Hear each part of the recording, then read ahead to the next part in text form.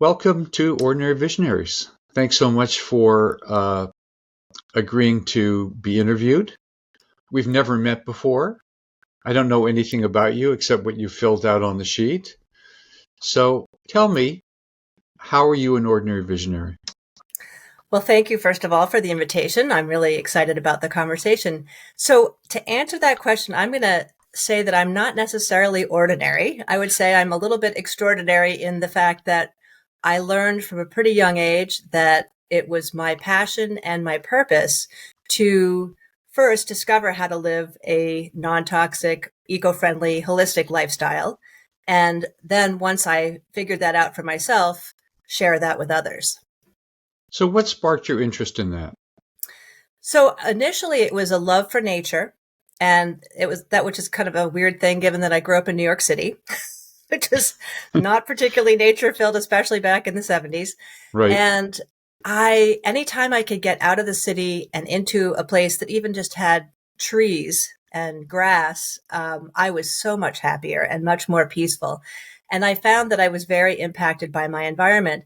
And I had an interesting dichotomy. My mom was very interested in nutrition and followed somebody called Adele Davis.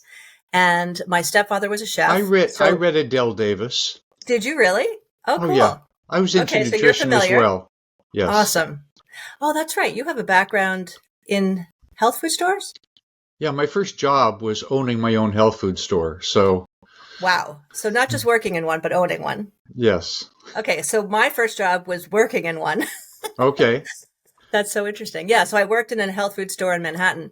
But the dichotomy part that I was thinking about was, I would smell dry cleaning fluid vapors wafting into our apartment regularly. Or once a month, the cockroach spraying people would come and they would be wearing the white hazmat suits while my sister and I would be doing homework on the floor, completely vulnerable. So that was part of the crazy dichotomy. Who cares? As long as we kill the cockroaches, right? Exactly. That's funny. So as soon as I could, I left the city, went to college, and lived in Massachusetts for a whole bunch of years. And that's really where I started doing my environmental work. The first experience working in a health food store was followed by a second one. And also, I was a regular shopper in the natural food store. And so when I was pregnant with my daughter, I found a little paperback book called The Non-Toxic Baby. And that's where I discovered that there were all these toxic synthetic chemicals in our everyday household products like shampoo and cleaning products and carpets and pretty much everything that we purchase and bring into our homes. And I was shocked. I even though I had known about food and a little bit about household products, I didn't realize the vast problem that was happening and the fact that nobody was really testing to find out what the effects of these products were, multiple chemicals in one thing, right? Or even the multiple things that we're exposed to in a household. So that became my mission, to research as much as I could, learn about it. And as soon as I learned, I got rid of anything that was remotely toxic. And then I started sharing that information with others.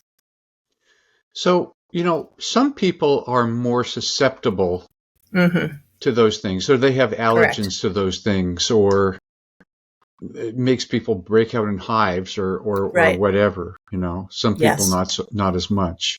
Correct. But, so how is your work related to that at that point? So back then I was a new mom. And I also had a massage therapy practice. I did massage and energy work. And initially what happened was I started writing letters to the editor of the local paper. And I had learned that that was the most read part of the paper back in those days.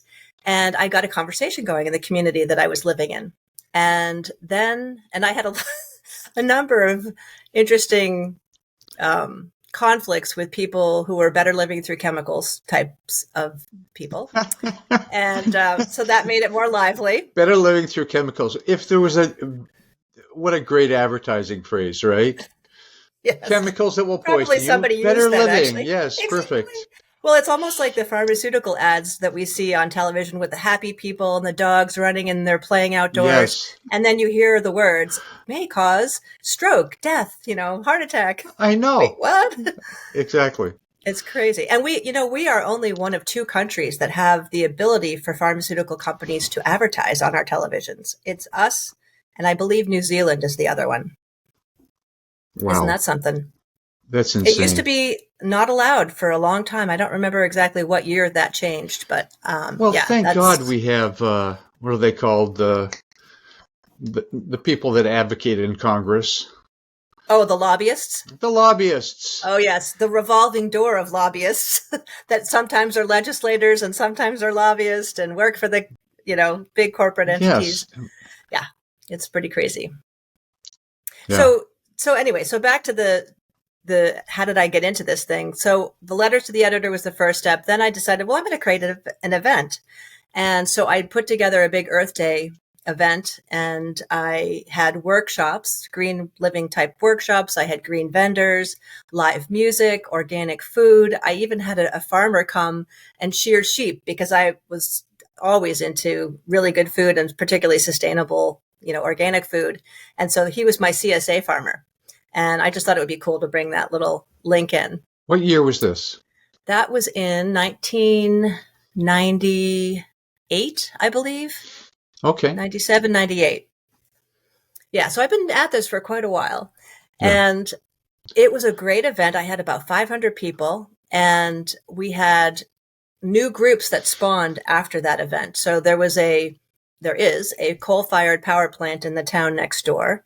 And so Oh, there was a group that formed around that and trying to figure out, what kind of exposure and what was happening to all of us that had the dust from that coal-fired plant on our, decks and through our windows, etc. And then there was a pesticide network that was created, which I was particularly interested in because I was noticing how many people's lawns had those little yellow signs with the line through it with a child and a dog, which tells you that they had just used pesticides, we have a toxic most likely lawn. Roundup. Yes. Yes, exactly. Toxic lawn. Don't step on this, particularly the dogs, because that leads to a lot of, more cancers for dogs and cats. Wow. And I could see that was definitely a problem because this was a pretty wealthy community and people wanted these pristine lawns. And so after that, not long after that, actually, the state came out with the cancer study, which they did, I think, on an annual basis back then, at least in Massachusetts. And we discovered that we had 3 types of cancer above the state average in this little seacoast community. And that really mobilized people. They freaked out. And I Hmm. think they started to realize, oh, well, maybe Amy's got something. Maybe this stuff that she's talking about has some relevance to our lives.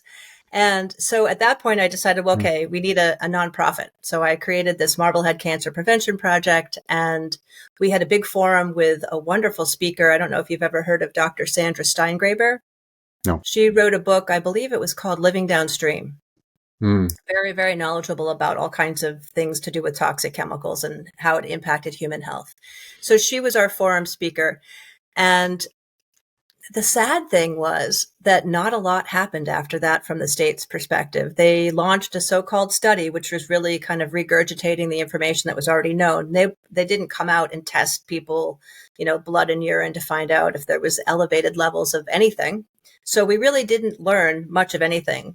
And the one piece that came through that was really powerful is I worked directly with the Board of Health in that town, and they actually tightened up the pesticide regulations. So you couldn't just inadvertently decide when you wanted to have your lawn or trees sprayed. There was a process that had to be, I don't even remember what it was specifically, but I remember that there was a bigger reduction in how many people were using lawn chemicals because people started to realize, okay, that's something that's very concrete and direct. And, if you wanted to have a garden, but your neighbors were spraying, good luck.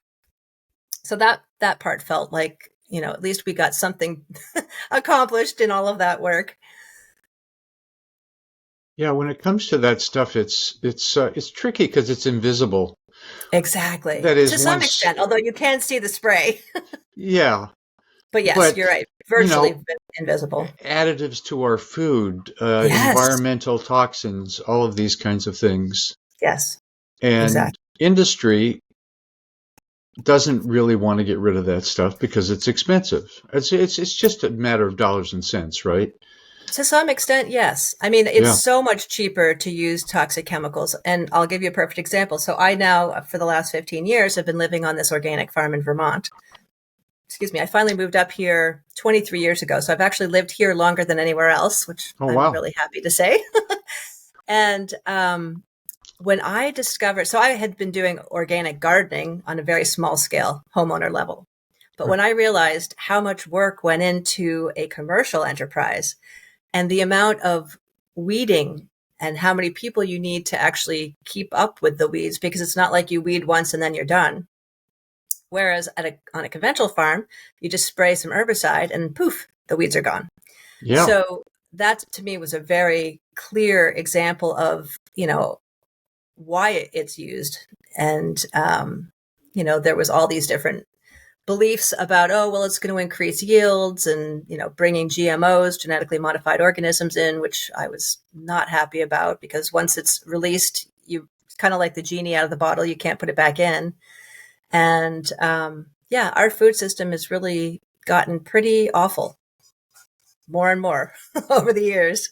And yet organics have increased. We live Yes. I live in a tiny little town in the Santa Cruz Redwoods, and we have a Oh, big health nice. food store that has mostly organic foods. Mm-hmm.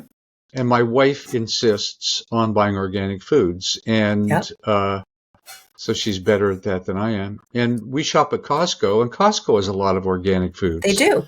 So you see that growing, more Yes. and more and more over the years. Absolutely. And I believe that has a lot to do with the fact that people have become informed and they Sure. realize, and it's particularly, I want to say it's probably more mothers or pregnant moms to be that got it started. I mean, that was sort of the big awakening moment for me, thinking about how do I make sure that I protect this life inside of me. Right. And, I think moms across America and even Meryl Streep had a group going that was sort of, moms sitting across the kitchen table from each other talking about all these different issues. And so I think that's what kind of got things started, getting information out there. It's been a kind of an interesting mixed bag, though, because the information gets out there and then some of the bigger corporate entities decide, oh, well, let's cash in on this organic movement, but they're also growing conventional stuff. So you'll see the same brand in a supermarket that has both conventional as well as organic stuff. So what is your work right now? You live on this organic farm. Is it a community or a number of people? How does Well, it it's work? just mostly my fiance Dave and I, and then we have a few part-time workers. It's been Okay. it's been an interesting evolution over the years. There were a lot more workers when I first met him, but it's a lot harder to find people that really want to farm, or they think that they do, and then they get in there and they're realizing, oh my gosh, this is so much work. I'm exhausted at the end of the day. And so my work during the summer season is helping run the farm stand, but my true work is I had been doing green living consultations and a newsletter for many years under my Green Living Now business. I did a short stint for a year working for Seventh Generation as the executive director of a new nonprofit that they had started. I also became a coach. So I've been a life coach, health coach, business coach for 17 years, I believe. So I've been Okay. doing that along with the green living work. But now my focus is really the green living, and I'm launching my podcast, which will hopefully be ready by the time this airs, and some green living courses. So I'm really excited about both of those things because I feel like I really want to get the information out to as many people as possible and make it as easy to do and give step-by-step instructions about this really comprehensive aspect of how to live a non-toxic, eco-friendly, holistic life. So I'm focusing on food. I'm focusing on all the household products and building materials and also holistic strategies, whether it's medicinal herbs or Ayurveda, acupuncture, even mindfulness and meditation. Okay. So for your podcast, what's your Yes. format going to be? So it's a mixture of interviews, inspiring stories of people that have healed themselves in some sort of natural way from cancer or Hmm. all kinds of autoimmune diseases. I have experts like holistic veterinarians, acupuncturists, all kinds of interesting people. And then some of the content will just be me sharing information, that's all about this topic. And a lot of how-to tips. A lot of the guests that I've invited and have already interviewed share stuff that people can do right away. So that's one of the things that's really important to me, is giving people the tips and the information to be able to start making a difference in their own lives, which I think then has a ripple effect. Right. Well, why don't we jumpstart your podcast and talk about some of those things right now? Okay. I mean, we're living in a modern world with products you can buy anywhere. Yes. A lot of people buy their groceries on Amazon these days. So we don't even shop in supermarkets. People get food delivered to them pre-made. That's a really big industry. Nobody wants to cook anymore. Anyway, I know, that's really sad. How hard is it to chop up a few vegetables and saute them? I don't know, because I've been doing it my whole life, so it just seems second nature. But I do know that, and I'm extremely busy, so it's not, I don't think it's that I just have all this time on my hands and, can easily make everything from scratch. But there are definitely ways to do that save time. Yeah. That I talk about in the courses. So, for example, one thing, if people like the food ordering option, they have organic meals that you can do. So you don't have to just get the mainstream ones. My biggest recommendation is, first of all, people can grow their own food as much as they want, depending upon where they live. If they don't have land, they can have a little hydroponic system inside their home. I have one too, so that I can grow things in the wintertime. So it's inside your home? Yeah, it's called a tower garden, and it has these different little slots where you put in the seedlings. And I raised the seedlings initially, not very big, in something called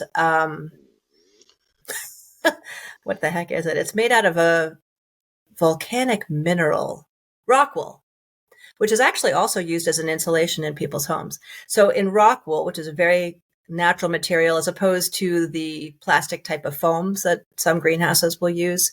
I grow the seedlings and then I put them into this tower garden, and it's all water in the bottom with some nutrients that are water soluble. And we have a big sunny window in our living room that, especially in the winter, the sun is lower, so it gets in more directly. But I also put some grow lights on top that are sort of like a spider. So they can enhance.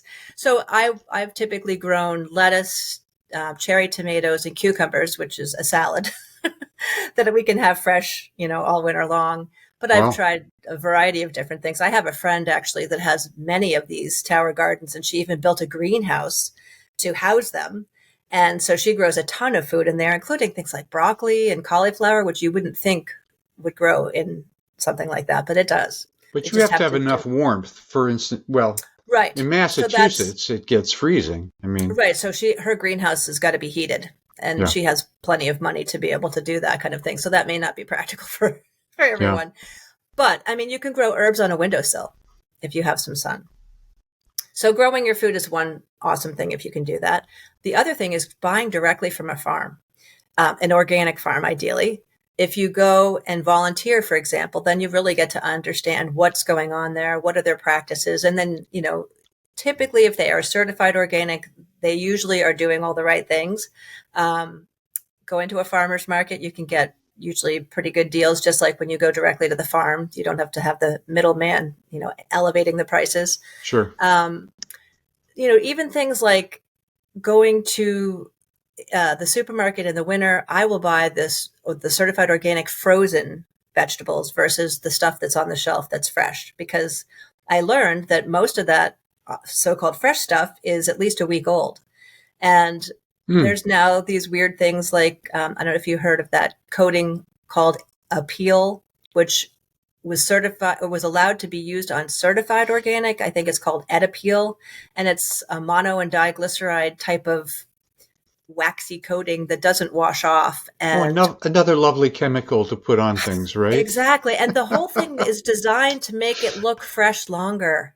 Sure. So that doesn't benefit us, the consumer. Do I want to eat 2-week-old, zucchini, but it looks like it's been there for maybe a few days. No.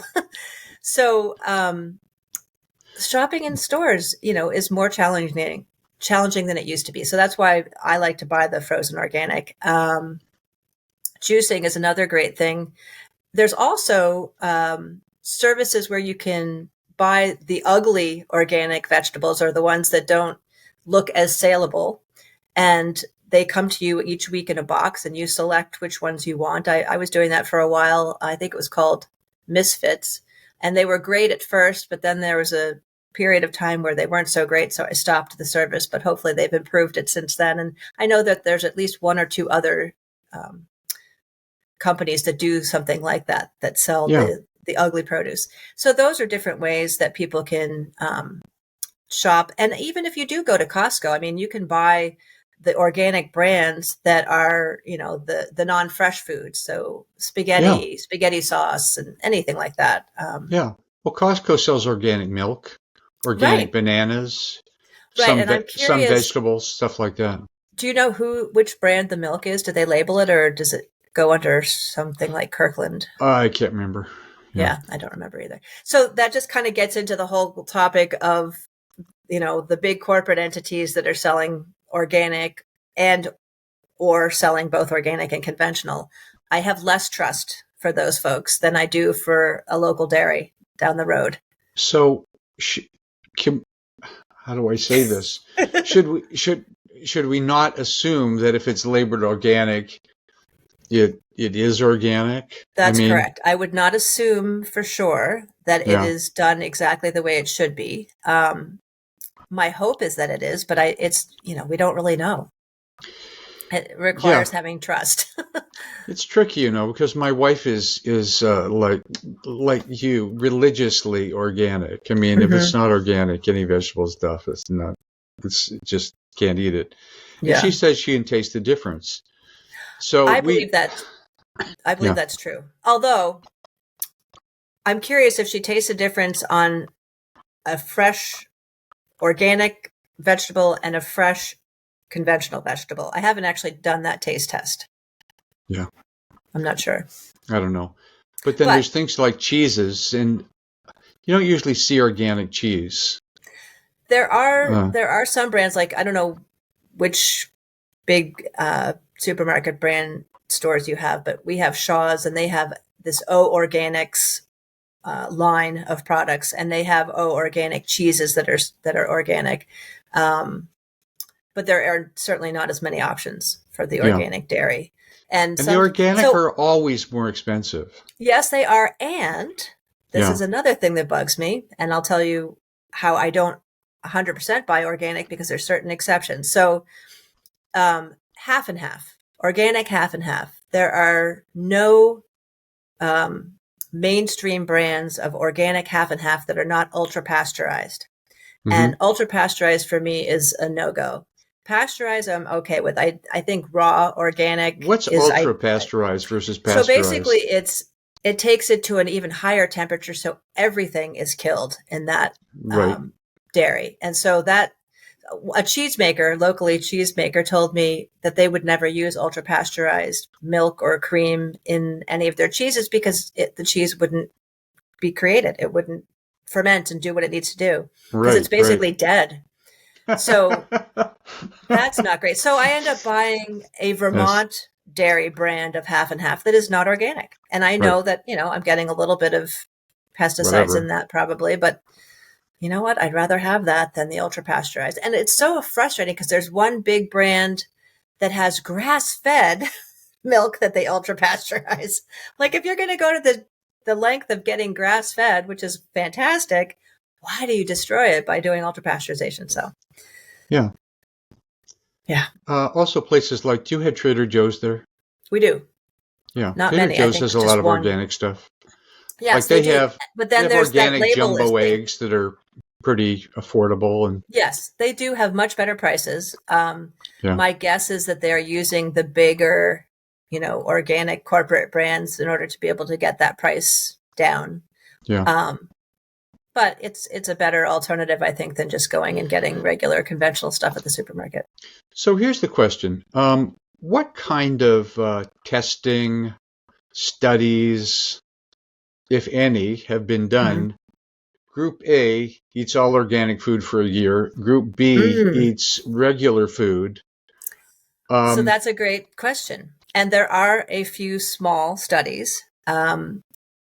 They need to do a lot more.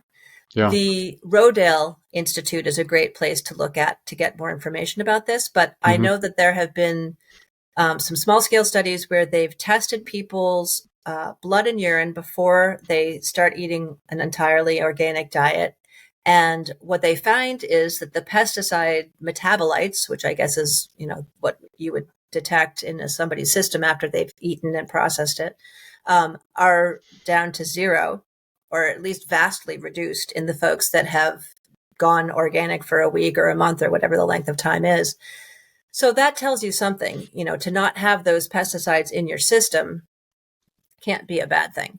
There are a few studies, and I just put this in my beginner Green Living Essentials course, actually, and I don't remember the details perfectly at this point, but they've discovered different health impacts of eating organic and a reduction in allergies, a reduction in autoimmune response type issues that the people were having prior to. So there are definitely health indicators that, and I can tell you, here's a good example from my own life. So when I met Dave 15 years ago, he was an organic farmer, but not really eating all of his own food. He was eating a pretty conventional diet and Mm, hadn't, discovered the household product issue. So was using, mainstream shampoos, cleaners, etc. right. And he was a very healthy and is a very healthy man. However, every October, right at the end of the farm season, he would come down with bronchitis. Mm, And that has not happened in probably 13 years, and we've been together 15. wow. So I believe that that has a So lot to since do you with the converted him changes. to the Exactly. organic food, Yes. And the so household product interesting. changes. Yeah. Yeah. Tell me about the household products that are Sure. problematic. So there's so many. The ones I usually tell people to start changing are the ones that you're exposed to 24/7. So your laundry detergent or soap, anything that has perfume in it, and that's every mainstream product pretty much has some sort of artificial Right. scent. So whatever you wash your clothes in, you're wearing those clothes 24/7.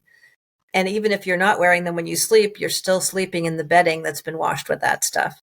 So that's the first thing I would suggest switching. And I don't feel like just going to the free and clear is really enough, because sometimes they still have a lot of synthetic stuff in there. It just doesn't have the added perfumes and dyes.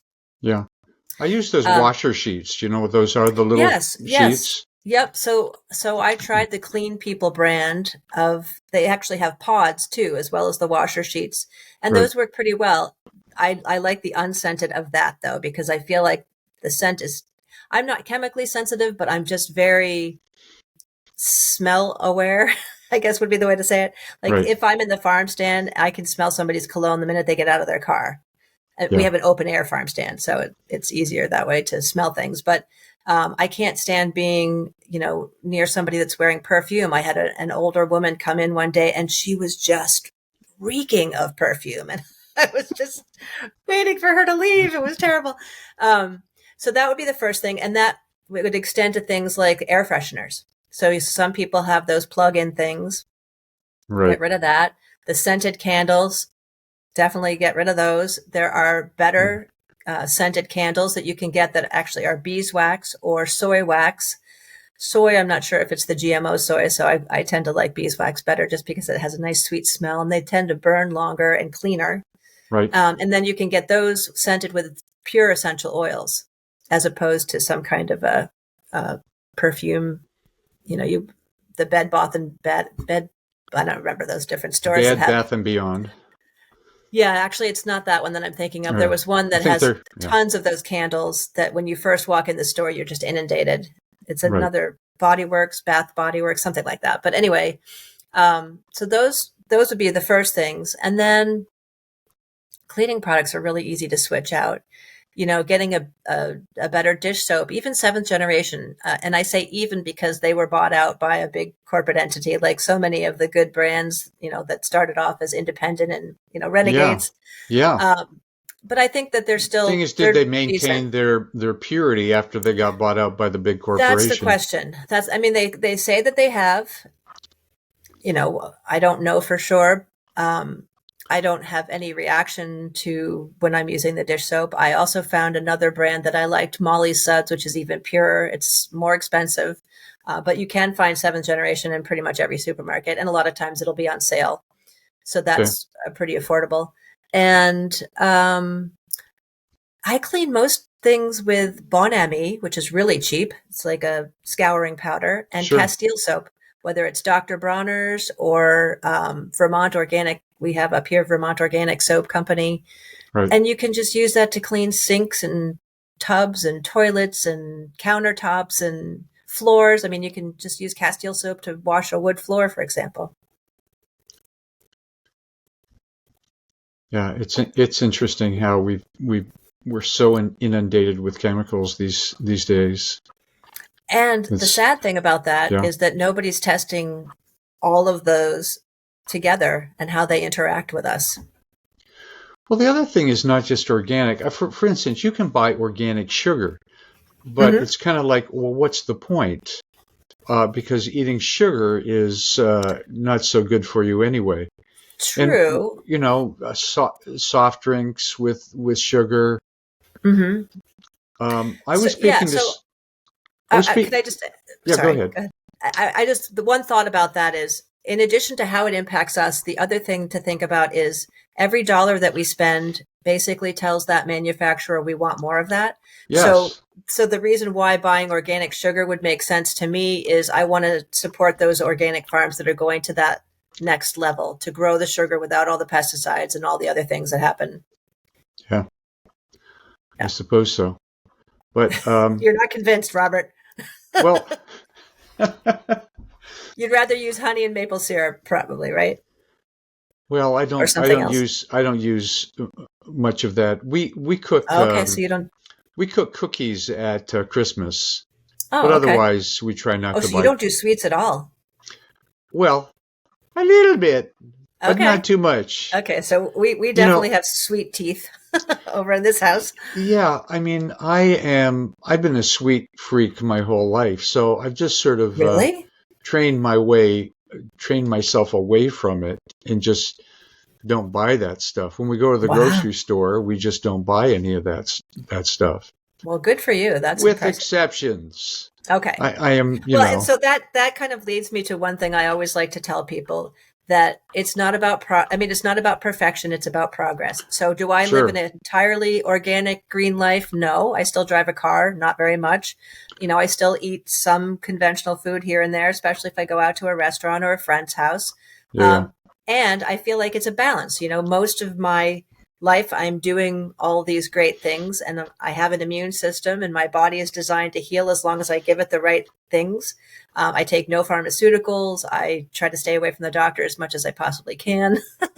So, yeah, so I think it's a balance. You don't have to be a complete purist, because it would be very difficult to live in this world, I think, yeah. that way. Now, I also take a handful or two handfuls of supplements every day. Oh, wow. I take, this is my supplements for the morning, and then I have an evening one. So I have things Okay. like calcium and I have an allergy pill that I have to take, or Okay. that's the only thing. Turmeric, enzymes, vitamins, things like Oh, that. nice.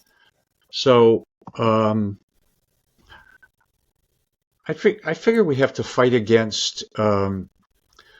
We have to realize that the environment isn't exactly supporting us. True. So having the best nutrition, and the thing is, you see one piece of celery that is, or a bunch of celery that's non-organic versus organic, you can't really tell the difference. Is Probably not by looking at it. how much more vitamin C is in this versus this? You can't test our food, No, but some So, people do. There are entities that are testing to see that actually organic certified organic does have more nutrition than yeah, conventional. yeah, I'm sure it But you're does. right. If you're looking, at two pieces of celery, I wouldn't really necessarily be able to tell which one was conventional or Or organic. whatever you're eating. So, Exactly. and we eat too much, generally Certainly in this speaking. country. Yep. Yeah, people are Yeah. overweight. I don't know if it's changing or shifting. Um, It seems like it's getting worse from what I keep hearing. The yeah, amount of obesity in children is increasing, adults. And one of the things that I found very interesting is when you read studies about people that have come from other countries that were, very healthy when they first arrived and they've adopted a US type of diet, they start coming down with all the same kinds of issues that a lot of Americans are dealing with. yeah. Well, if you try to stay away from packaged foods in general, Yes. Anything processed, fast foods, processed foods. Yes, that's a good tip. and it's so easy to buy that stuff, Hmm. from I never packaged got a cookie. taste for it particularly. So for me, it doesn't really, but I know it is for many people grew up with that kind of food or canned vegetables, which to me, even the thought of it is gross. Yeah, we eat canned beans, but Well, organic that's canned different. beans. Yeah. And you're You talking know, about cans in like glass jars, that kind of canning, as opposed no, to like a metal can. no metal cans from Oh, okay. Metal cans. usually from Trader Joe's. Oh, okay. Oh, so You you know, purchased the canned organic beans. yeah, things Yeah. like that. Yeah. I mean, you can get the beans and you can soak the beans and all. Right. So every It's true. time you take a step towards more natural health, like you say, it's more work, like weeding the garden. It just takes more work, Yes. but really not a lot. What does it take to put a bunch of beans in a container, put some water over them, and leave them overnight? Right. This isn't exactly hard. Right. You just have to think about it, and Then you have to cook them. yeah. And You I know, think that there's a good um, philosophy around, at least what works for me is if I think about the extra work or the extra expense involved in living this way. If this means that I spend less time in a doctor's office or I have, no health issues, then to me it's worth it. I think, yeah, I've talked with different people over the years because I've been doing this now for at least 30 years. And sometimes I'll have that person that says, well, I've been eating this way and living this way for all my life and I'm fine. And then we don't usually get into the next level of the conversation, which would be, so how many pharmaceuticals are you on? What kind of health issues do you have? And do you think that there might be any connection between what you're eating and what you're exposing yourself to? Oh, no, it's just, bad genes or whatever. So, yeah, some people are not going to be convinced, and that's fine. No need to try to convert the entire world, but it would be nice to spread the word so that more of us can live a yeah, healthier, happier life. yeah, absolutely. So, um, what keeps you motivated in this Hmm. work? That's a great question. I would say that I get such joy from sharing information with people and seeing it make their lives better in some way. Um, especially so one example, in addition to helping run the farm, I do these unique food and farm tours during the summer season. And I've somehow attracted a lot of people that are new to this whole world of organic farming and healthy living. Yeah, And it is so satisfying for me to see their reactions during the tour, but also at the end, I'll hear things like, oh, I'm going to go home and start a garden, or I'm going to buy more organic food now. Or I had this one French family, they had three little kids, none of whom spoke any English. really. And the parents told me these children do not eat vegetables. And I said, oh, huh, okay. So part of the tour, we pick things off the plants and eat them. And so the children were sampling things and they seemed to be enjoying it. And then I heard back from them after they had gone home and they said, our children are eating vegetables now. As long as we tell them it's like Dave and Amy's farm, the children will eat them. And I thought, wow, that makes me so happy to think that I actually had some influence on those children's diets to the point where this could be, a life-changing thing for them. Yeah. So those kinds of stories and experiences, and just, the curiosity and the questions, and, the appreciation for what it takes to grow good food is really makes me happy. Yeah, I get it. Let me see. I have a few other questions here. Sure. You sound like a very busy person. You're doing a lot of stuff. You're starting a podcast. You're running the farm. You're doing coaching. Yes. And I've actually put the coaching to bed. It's the podcast and the courses is what I'm doing now. Yeah. In addition to the farm. Yeah. So, this has always been a struggle for me. I've never been a good sleeper. And I'm always a late night person. Oh, wow. Okay. So I'm not asking for advice in this thing, but we I actually have some thoughts. we have different cycles of energy, and yes. I'm on a screen too often, either my computer or my iPad, which just probably has bad health effects in one way or the other. Right, the whole EMF issue, electromagnetic frequency. Well, it's not as with these and flat then the screens. Blue light. Yeah. Yeah. I don't think it's as bad as the CRTs used to be, That's probably true. The old ones. Yeah. But how do you work to balance your cycles, and when do you get up, and how do you balance all of that kind of stuff? Because I think that's just as important as what you eat. I agree. It's tricky. I agree. Yes, because there's a lot of factors that go into staying in good health, and sleep is absolutely important. So my typical schedule, it depends on the time of year. If the sun's coming up at 4:30, I often will wake up at 4:30 because the type of bedroom we have, I can't really put up black curtains because it's a loft bedroom that's overlooking the big windows in the living room. Right. When it's dark, though, I will sleep until 5 or 5:30. I usually don't get out of bed until about 6:15, 6:30. I usually take the dogs for a walk then. And there are different things so I didn't used to be a great sleeper. I would say I was always a light sleeper. And then have you ever heard of the LifeWave patches? No. So there's this relatively new thing called LifeWave patches, and it's a phototherapy patch, and it's a circle sticker that basically is reflecting your body's heat back into your cells.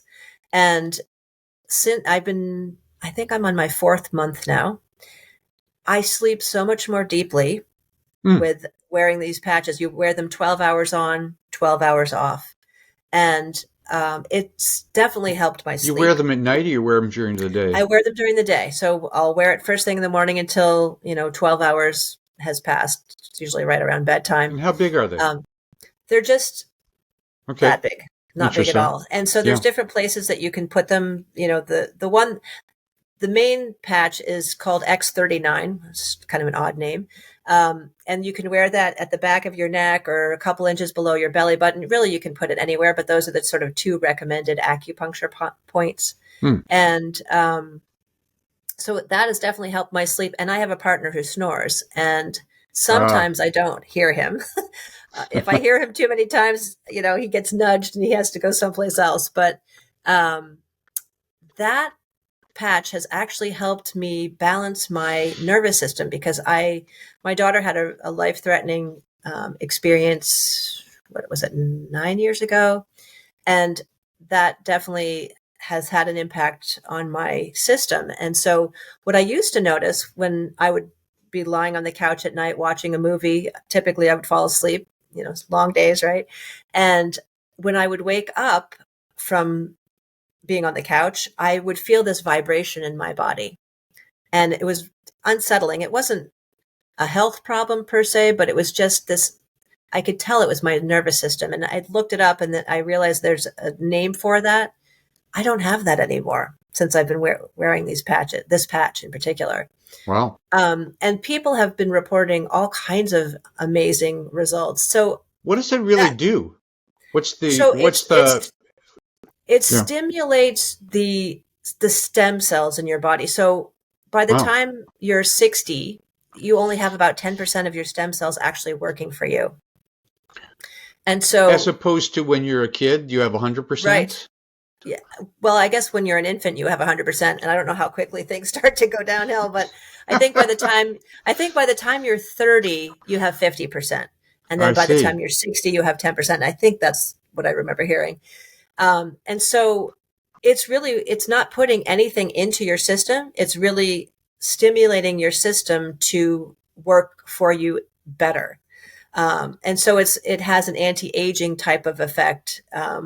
And uh, so there's, yeah, I'll send you a video actually, or you can Yeah. post the Yeah. video on underneath the show notes if you want. Yeah, sure. It's really quite interesting. And I You was know, never somebody that would have, you know, I resisted this thing for about a year because I just didn't believe it. And then I finally thought, let me give this a try. well, an interesting thing happens as you get older. I'm a little older than you. I'm 72 and a half. So I'm, uh, at this point, you'll try anything for better energy and better Sure. sleep, and you'll try a lot of things. Yes. Which brings me to one other big thing we haven't discussed, which is exercise Oh, yes, and that's critical. and moving the body. And I'm an off again, on again exerciser. I walk the dogs every day, Okay, that's which exercise, is, well, yeah, it is. It's and depending on how long you go. there are no steep hills, and it's only about Okay. 20, 25 minutes, and but Okay. it's That's not certainly bad. better than nothing, and I do it every day. Only Yes. once a day. Some people But say, you you know what, don't Robert? walk your That's dogs actually twice a quite day? good. Oh, Yes. really? Is that a thing? Oh, of course. Some people do it. Wow. Okay. I guess if you have a really energetic dog, but yeah. Well, my dogs just love to go out and walk. I mean, they love it more than Yeah, mine anything. So too. that's not a problem. It's me, Yes. and I'm not an Yes. early morning person. So, Right. Right. You said you're a uh, late night person. but what what have you found, or what have you discovered is the most important for exercise? And do you have an exercise program, So or I don't what have do a you do? formal exercise problem. I've always been Okay, very athletic. When I was okay, a kid, I did gymnastics for a lot of years and was on the gymnastic team and volleyball team and that sort of thing. yeah, My biggest exercise is really walking. And where I live in Vermont, we're in a valley, but we do have, sort of hilly roads, this particular road that we live on. So I do at least 30 minutes, not much more than you, with the dogs every morning. In the summer, I'm a lot more active because I'm running around the farm. But in the winter, I'm just doing that 30 to 45-minute walk a day. yeah, And, I try not to sit for too many hours. Like I usually try to get up at least ideally once an hour, but definitely every 2 hours, to move around, to just not be sitting yeah, that long. Um, I've enjoyed skiing in the past, or snowshoeing, or cross country skiing in the winter, just to get outside and get the fresh air. I think anything that raises your heart rate is the desired goal. yeah. Meditation and yoga is also a wonderful thing, but I think for the cardiovascular benefits, it's great to get some sort of exercise that's raising your heart rate. Yeah. And some, people are playing pickleball, and I'm actually going to try that out because I've been hearing how much fun that is. Yeah. But yeah, if there's a sport that you like and that gets you out there, then that's a great thing to do. Well, before I moved to the mountains here, I used to bicycle, but now with the way the roads are here, I would be terrified Yeah, me too. I to see be on the people roads. biking on our Route 100, but I don't even like walking on it, much less biking. So Yeah, I hear exactly. you.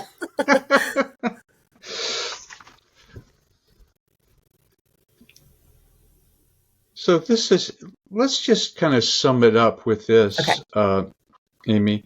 What are some simple but impactful actions that people can take today to start living a less toxic, more eco-friendly lifestyle, which is really what Okay. we're talking about here? Right. So I think we've talked about quite a few. So I'll reiterate the idea of, growing your own food or buying it from directly from the farm. There's things called CSAs, which are community supported agriculture, is how it's defined. But basically what it means is you buy a share, and you go to the farm each week and pick up your share, or they deliver it.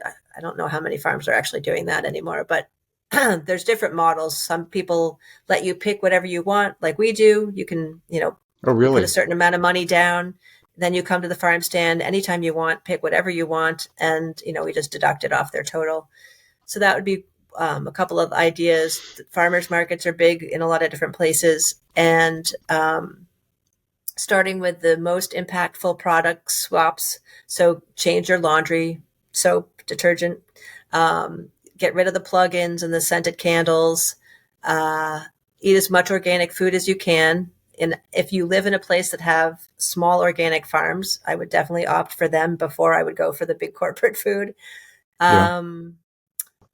One of the things that we didn't talk about actually is trying to discover what is the best eating plan for you. And what I mean by that is, some people decide to become a vegetarian or a vegan because they have the philosophical Right. influence, which I totally understand, because that's the one thing I've actually struggled with is I did vegetarian for about a year and it just did not, no, actually I did no red meat for a long time. And then I went totally vegetarian for a year and I didn't have the energy and Hmm. stamina and everything that I was used to.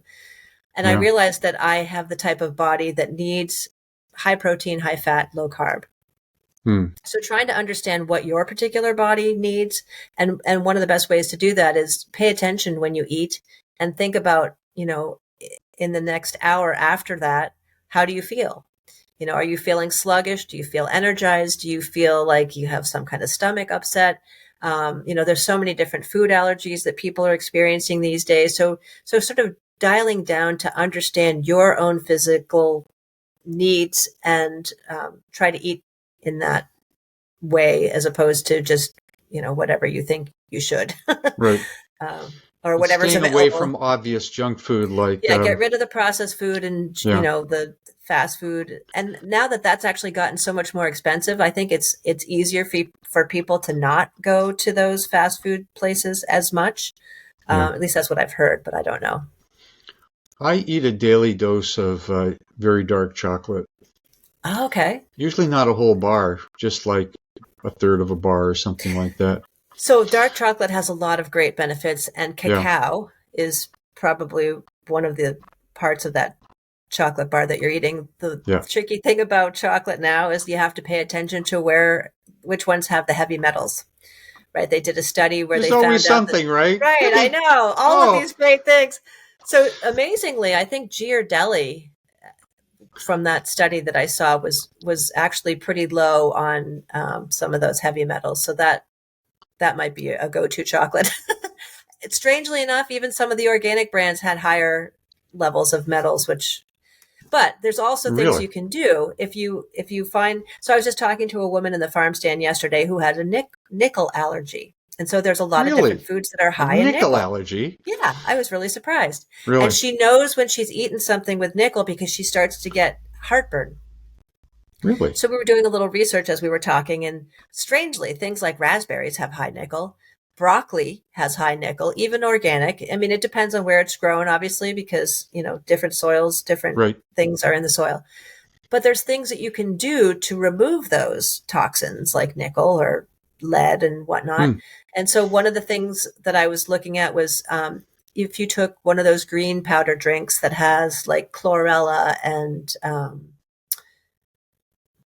barley greens, different kinds of greens. Seaweeds are great for binding with heavy metals in the body and removing them. So there's different things that Right. you can take to help remove that stuff because, like I said earlier, our bodies are really designed to heal as long as we give ourselves the right things. And so there's an inevitable exposure factor just living in this world that we can't avoid. And so, we want to do the things that we can. Exercise is certainly one of the ways to help. Even saunas, excuse me, people sweating, you remove toxins from your body from sweating. I don't know if you've heard of the whole Wim Hof craze of, dunking yourself in freezing cold water and doing this special type of breathing technique. That's not going to happen for That's me. not for me. No, I But hate going into cold water, so that's not going to be my technique. But we have a hot tub that we're not using because it's needs some repair. And I was just thinking this morning I should get back into that. So that's a good thing. They have newer ones, which we had a hot tub that we inherited from somebody, and I didn't like the whole chemical stuff that you have to put Oh in to yeah. keep the Oh yeah. bacteria down. But now they have these saltwater systems. So I think our next hot tub will be a saltwater system. Wow. So, But those are nice and relaxing. Amy, it's been a really interesting conversation. I've been interested in this stuff for, my whole life. Well, yes, if you owned a Not, health food store, my goodness. yeah, not that I've been particularly, I'm interested in so many things and try to stay healthy. And, Yep. after listening to you, I said, oh, I'm not doing too bad. Oh, I'm good. not, I'm not, eating complete crap all the time. And, Well, especially if your wife is buying all kinds of oh organic yeah, stuff. she's religiously organic. So that That's helps. wonderful. Yeah. So thank you very much and good luck to you Thank with your you. podcast and whatever you do next. Thank you so much. I appreciate it.